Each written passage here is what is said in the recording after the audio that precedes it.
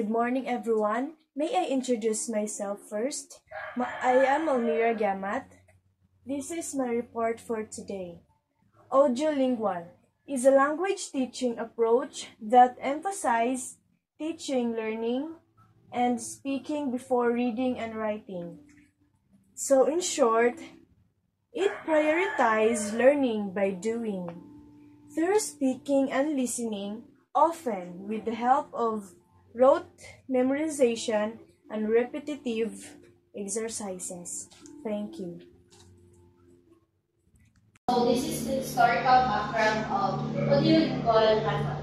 So the early beginnings and influences, this time during 1940s. So under this year, we have the World War II and the Army method, behaviors, learning theory, and structural linguistics. So during World War II and the Army method, this happened because of the urgency of training for military personnel in foreign languages during the World War II. So this led to the development of the Army method, which laid the groundwork for audiolingual method. So the Army method emphasized the rapid acquisition of speaking and listening skills through intensive drills and practices.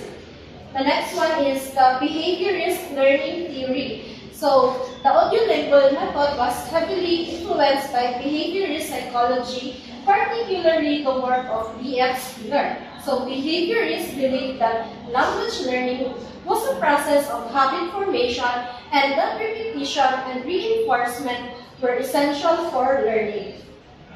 The next one is the structural linguistics. So structural linguistics, which focuses on the systematic study of language structures, also played a crucial role in shaping audiolingual method. So this, like Leonard Bloomfield, emphasized the importance of understanding language and language patterns and structures.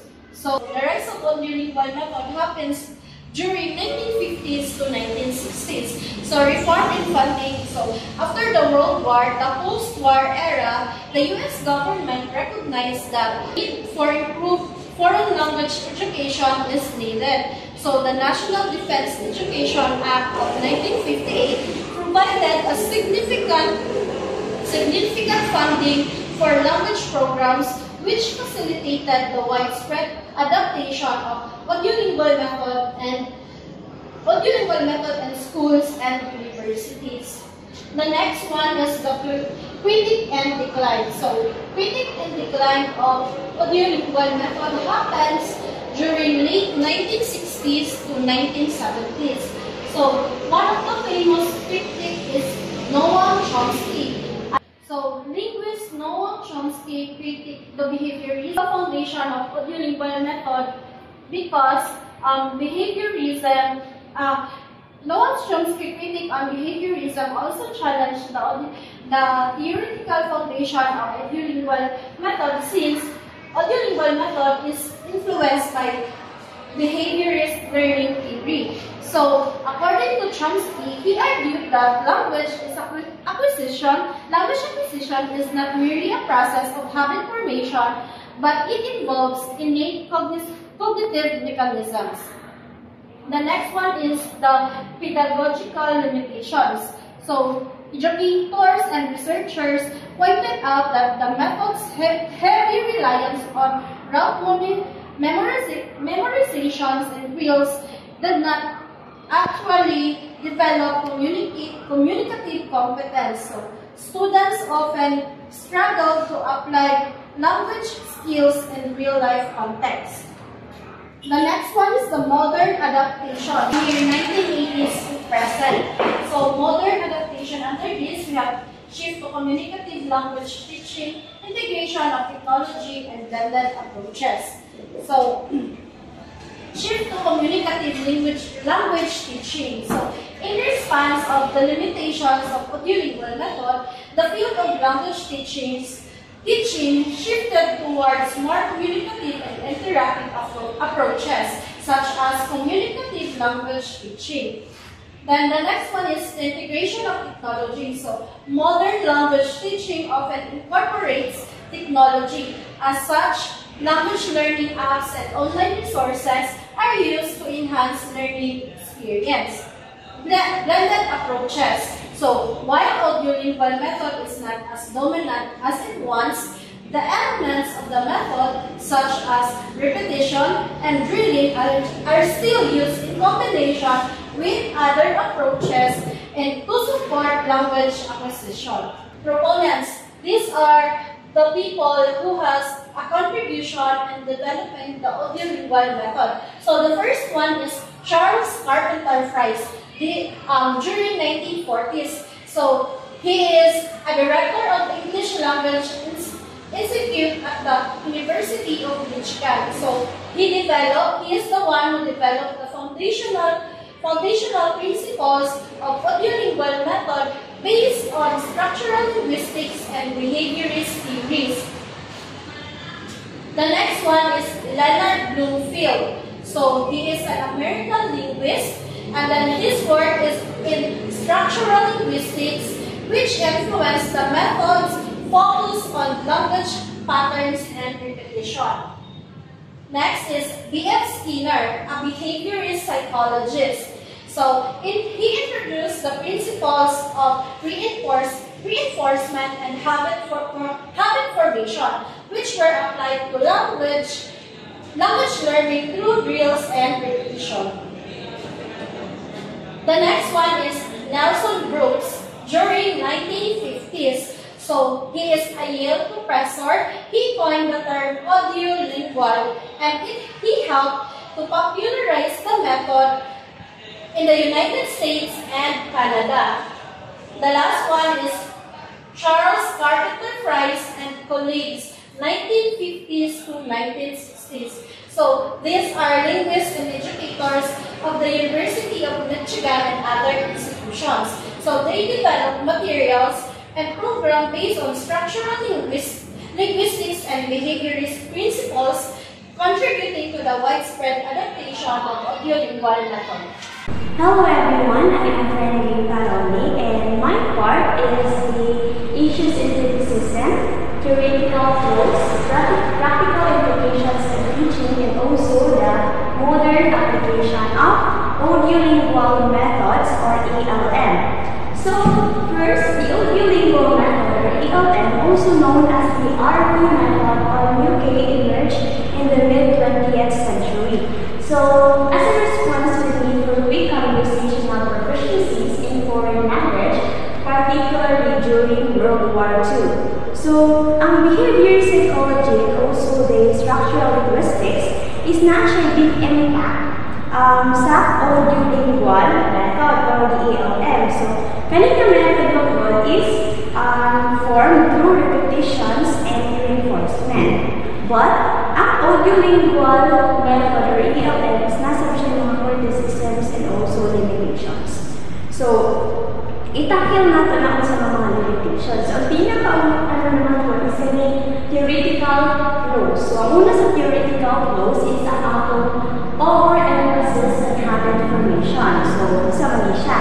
Actually, overemphasis and habit formation, which is pinaka-una mga pangunahing mga principle sa ALM is ang formation through repetition. Okay, so actually ganito mo siya principle na fail siya to account for the creative and innovative aspects of language used where learners rather produce novel sentences they haven't previously encountered. Okay, and another is neglect of grammar. So ang ALM is oral drills and memorization. So ang i-prioritize niya is over grammar instruction. So ang nahitabo is since focus niya ang memorization, mababaw lang ang pag-understand sa mga structures sa wika. So this can hinder learners' ability to analyze and apply grammatical rules in real-world communication.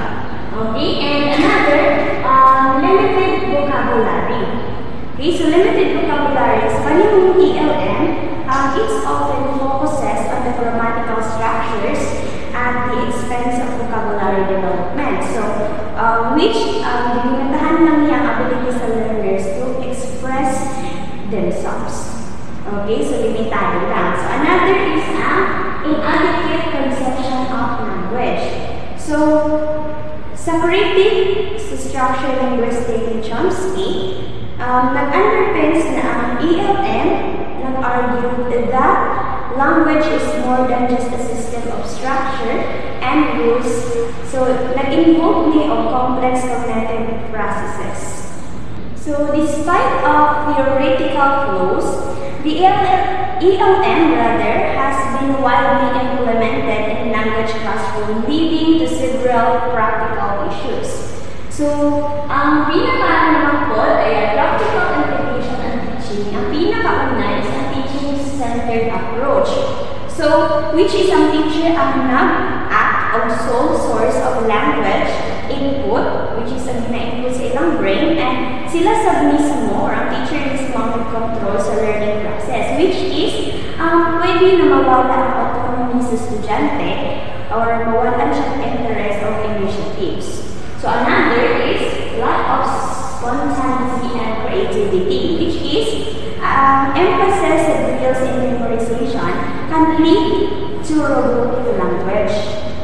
So makawala siya ng initiatives and creativity naman po sa isa ka student or sa isa ka learners. Okay, nagkatuloy is natin ito ay limited transferability, which is kadalasan ang mga learners is mahirapan sila sa which is ilang nakasanayan sa learn or nakasanayan nila sa ilang classroom. So, about sa mga real communication. Okay, since ang ELM is nagpo-focus siya sa kontrolado na environment, which is ang teacher lang ang nag-control, so sa pwede na i-input sa ilang brain na idea. Okay, so it means manunitahan ang bata or ang estudyante or learners mismo.